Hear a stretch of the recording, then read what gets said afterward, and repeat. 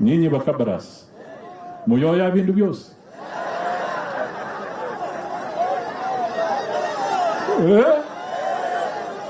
muyoya bintu byose, muyoya bintu byose. Sasa nataka nimuulize swali langu la mwisho. Nataka niulize swali langu la mwisho. Nubima, wewe ukipima kabisa, wewe mkabarasa hapa, ukipima na akili ambayo Mungu amekupatia, waachana na akili ya vitabu, ile ya Mwenyezi Mungu. Wewe ukipima kabisa, unafikiri kwamba ati wale jamaa wataweza kutoa Ruto kwa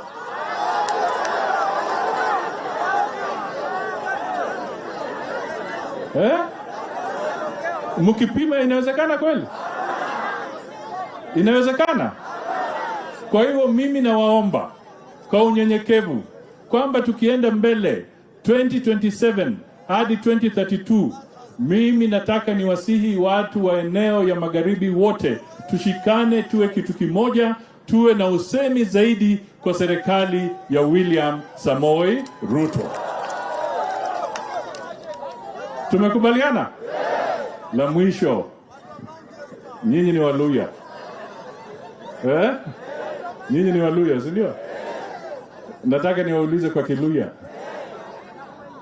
Mweri 31st December,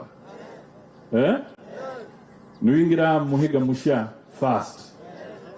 Iwe kuri mundu murusha. Nuagumira kifuria noho didebe.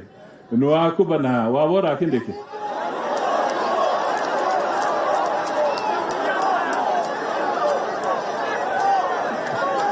Mwawara kindeke. Mwawara kindeke.